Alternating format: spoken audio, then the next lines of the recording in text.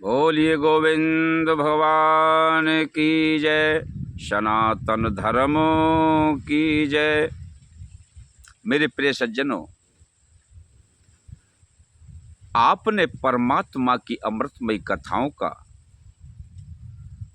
बहुत रसास्वादन किया।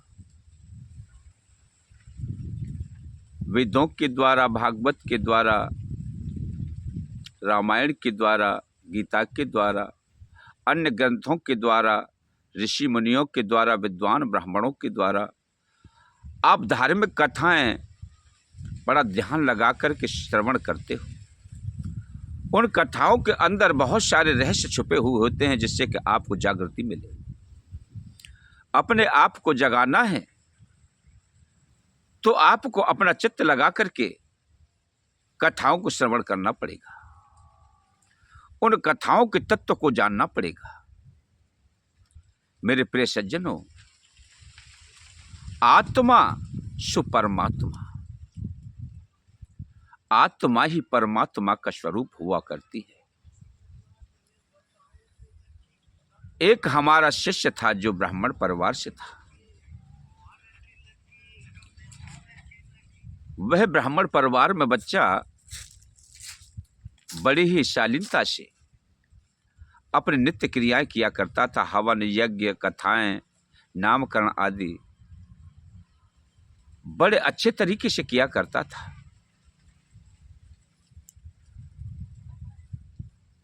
वो एक दिन क्या हुआ कि उनके पिताजी का स्वर्गवास हो गया और उसकी सभी क्रियाएं की। उनकी क्रिया कर्म करने के बाद में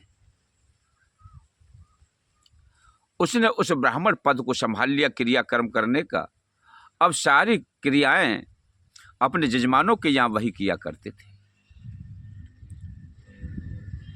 अचानक से एक दिन रात्रि में उनकी माता का देहावसान हो गया।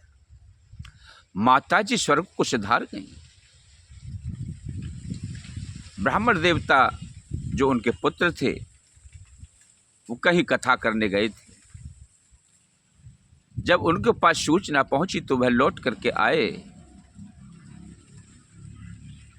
तो रोना चिल्लाना शुरू कर दिया, विलाप करना शुरू कर दिया कि माँ, मुझसे कुछ कह जाती, कुछ आपने मुझे शिक्षा नहीं दी। न मेरे सुख के विषय में जाना, न अपने दुख के विषय में आपने बताया।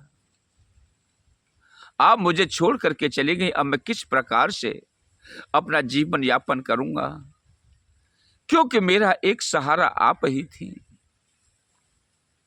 मेरे पास एक पत्नी है और कोई बच्चा भी मेरे पास है नहीं। लेकिन माताजी, मैं आपके बिन रह कैसे पाऊंगा? मुझे धैर्य बंधाइए माँ, धैर्य बंधाइए। वो बेचारा ब्राह्मण बच्चा बिलक बिलक करके रोने लगा। आखिरकार समाज के लोग एकत्रित हुए और उन्हें शमशान यात्रा की तैयारी करने लगे और शमशान में ले जाकर के उनको भस्मीभूत कर दिया। एक मुट्ठी राख बना दी जला करके। अब उनके नीचे जो बिस्तर लगाया करते थे, फटे पुराने कपड़े थे, उनको उठा करके वहां के माँ तो चली गई। अब इनको कौन ओढ़ेगा, कौन पहनेगा, कौन प्रयोग करेगा? गांव के कुछ दूर जाकर के एक जंगल में तालाब था, वहां जाकर के उसे फेंक दिया और कपड़ों को फेंकवा दिया और जो उनके प्रयोग की चीजें थी उन्हें सबको इधर से उधर में विनष्ट कर दिया। एक आध महीना गुजर गया। अब बच्चा माँ की आत्माओं को याद करता है कि माँ, मुझे पल पल आपकी याद आती है। बच्चे पर कुछ समस्या आ गई और उसने कहा कि माँ, अब मेरे पास तो अन्न धन भी नहीं है इतना, मैं उतना जानकार भी नहीं हूं, खेती भी मुझ पर होती नहीं है, क्या करूं? मेरे प्रिय सज्जनों, वह ब्राह्मण बच्चा रात्रि को सो गया और माता का उसके पलंग पर आगमन हुआ। माता जी आई और अपने बच्चे के माथे पर हाथ रख करके सहलाने लगी। बेटा, बेटा तू ठीक है? बेटा, किसी प्रकार का कष्ट तो नहीं?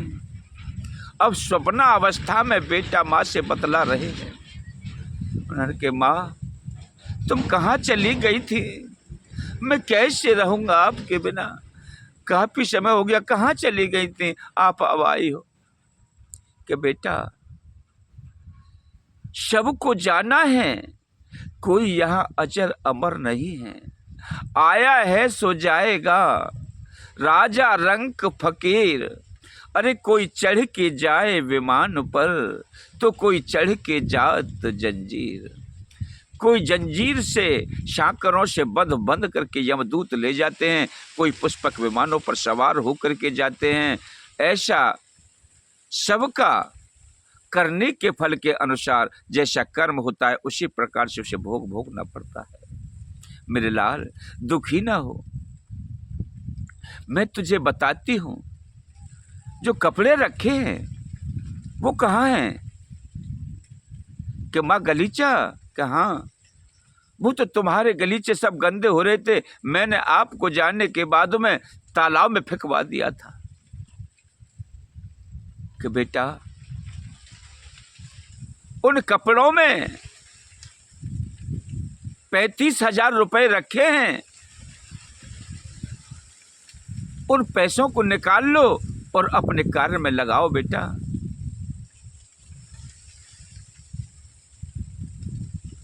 वह ब्राह्मण बच्चा शक पका गया और बड़ा बड़ाहट में आंखें खुली तो स्वप्न था। सुबह हुआ, अपनी पत्नी को बताया कि नहीं सुनती। कहाँ? कहिए। माँ आई थी, इस बात को कह रही थी कि उस गुदड़े में पैसे थे। बोली चलो चुप रहो, सपने की बात कहूँ सत्य ना होती। उन्होंने कुछ मोहल्ला पड़ोसियों के लिए बताया। अब उस बात की चर्चा पूरे नगर में आग की तरह फैल गई। सब लोग इकट्ठा हुए। वो गूदड़ा बीच तालाब में काफी लंबा चौड़ा था, बीच तालाब में पैलर के पहुंच चुका था। वहां देखा, तलाश किया कि भाई देखो, हो सकता है कोई बात सत्य घटना तो नहीं। तो मेरे प्रिय सज्जनों, सब लोग पहुंचे, एक टीए को लिया और टी में हवा भरी, उसके द्वारा कोई उसके अंदर तैर के गया और उस गुदड़े को खींच करके लाया। और उसको जब खोल करके देखा गया तो उसमें एक पॉलीथिन में बंद रुपए 35,000 तैयार रखे थे। तब उनको निकाला और कहा कि इन पैसों को मैं माँ के कार्य में ही लगाऊंगा। माँ ने ही मुझे इन पैसों को बताया है। तो माँ की कैसी ममता है कि मर जाने के बाद भी बेटे की सहायता करने के लिए उस घर को वापस आई और बेटा को धन उपलब्ध कराने के बाद में वो अंतर्ध्यान हो गई। बोलिए गुरुदेव भगवान की जय, सनातन धर्मों की जय। मेरे प्रिय सज्जनों, अगर आपको यह सत्य घटना अच्छी लगी हो तो आप चैनल को सब्सक्राइब करें, वीडियो को लाइक करें, अपने मित्र संबंधियों को शेयर करें। ओम नमो नारायण, ओम नमो नारायण, ओम नमो नारायण।